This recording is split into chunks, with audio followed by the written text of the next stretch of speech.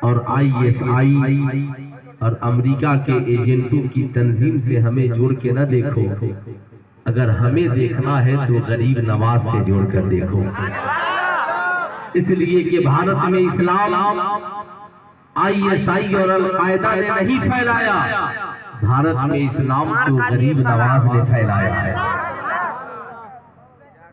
جس نے پھیلایا ہمیں اس سے جوڑ کر دیکھو۔ ایمانداری کی بات بتانا، ہم جتنے لوگ یہاں بیٹھے ہیں، کوئی 70 سال کا ہوگا، کوئی 80 سال کا ہوگا، کوئی 50 سال کا ہوگا، کوئی 40 سال کا ہوگا۔ آپ سے میں پوچھنا چاہتا ہوں، بتاؤ مسلمان کسے کہتے ہیں؟ مسلمان کی پریبھاشا کیا ہے؟ مسلمان کی تعریف کیا ہے؟ کیا آپ نے کہا کوئی ایسا ویکتی ہے جو کھڑے ہو کر کہہ دے مجھے دیکھ لو اسلام سمجھ میں آ جائے؟ کیا کوئی ایسی ہماری ماں ہے جو کہہ دے میرے کردار کو دیکھ لو اسلام سمجھ میں آ جائے گا، میرے کریکٹر کو دیکھ لو اسلام سمجھ میں آ جائے گا؟ آپ کہیں گے مولانا علاقے میں کوئی ایسا انسان نہیں ملتا جسے دیکھ کر کہا جائے کہ اسے دیکھ لو اسلام سمجھ میں آ جائے گا۔ مگر قسم خدا کی ایک قرآن تو بتا، اسلام سمجھنا ہو تو ہم کسے دیکھیں؟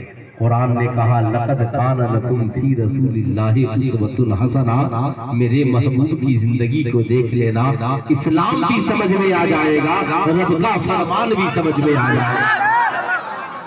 یہی وجہ ہے خواجہ غریب نواز جب ہندوستان آئے تو 2 چیزیں لے کر آئے۔ کتنی چیزیں لے کر آئے؟ ذرا دونوں ہاتھ اٹھا کر بول دیجئے، کتنی چیزیں؟ 2 چیزیں لے کر کے آئے، ایک ہاتھ میں قرآن اور ایک ہاتھ میں نبی کا کردار۔ یہ 2 چیزیں لے کر کے خواجہ غریب نواز ہندوستان میں آئے۔ 90 لاکھ کافروں کو کلمہ پڑھا کر کے مسلمان بنایا۔ میں آپ سے پوچھنا چاہتا ہوں، غریب نواز نے تو 90 لاکھ کافروں کو کلمہ پڑھا کر مسلمان بنایا، آپ نے تو آج تک اپنی بیوی کو بھی صحیح سے اسلام نہیں سکھلایا، ہم نے تو اپنے بچوں کو بھی صحیح سے اسلام نہیں سکھلایا، ہم نے تو اپنی بیٹیوں کو بھی صحیح سے دین نہیں سکھلایا۔ میاں ہمارے پاس اتنا وقت کہاں کہ ہم اپنے بچوں کو دین سکھلائیں، ہمارے پاس وقت کہاں کہ ہم نبی کی سنت کو اپنائیں، ہمارے پاس وقت کہاں کہ ہم شریعت پہ چلیں، ہمارے پاس وقت کہاں کہ ہماری بیٹیاں شریعت پہ چلیں۔ میری بات کا برا نہ ماننا مسلمانوں، بس ہم اپنی تباہی کے داستان سنانے کہاں جاتے ہیں؟ اسلام کے نونہالوں کان کھول کر سننا، صحابہ کرام سے بڑا اسلام کا کردار کون پیش کر سکتا ہے؟ وہ صحابہ جنہوں نے گٹھلیاں چوس کر اسلام کو پھیلایا ہے، وہ صحابہ جنہوں نے پیٹ پہ پتھر باندھ کر اسلام کو پھیلایا ہے، وہ صحابہ جنہوں نے سولی پہ لٹک کر اسلام پھیلایا ہے، وہ صحابہ جنہوں نے چٹائیوں میں لپٹ کر دھولیاں کھا کر بھی نبی کے دامن کو ہاتھ سے جانے نہیں دیا ہے۔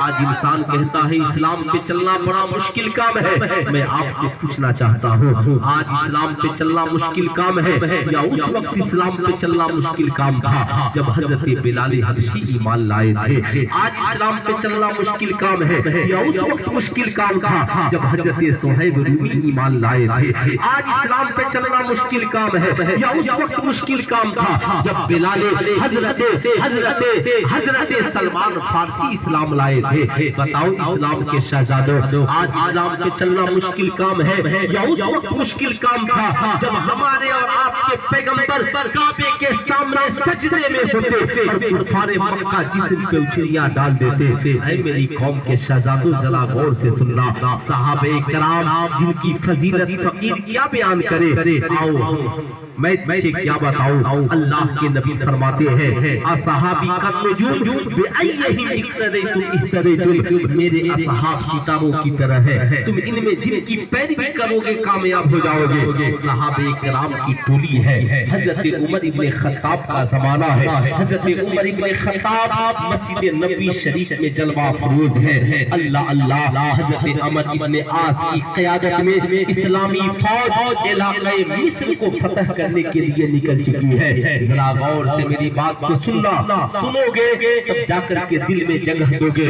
مشکات مصر ہے حضرت عمر ابن عاص کی قیادت میں جب مسلمانوں کی ٹولی نکلی ہے، مجاہدین اسلام کی جماعت نکلی ہے، علاقے کا علاقہ فتح ہوتے جا رہا ہے، مصر کے ایک ایسے قلعے کے قریب پہنچ گئے، صاحب تو لگ گیا، قلعے کا محاصرہ کیے ہیں مگر میدان جنگ میں کامیابی نہیں مل رہی ہے۔ عمر ابن عاص خلیفۃ المسلمین کو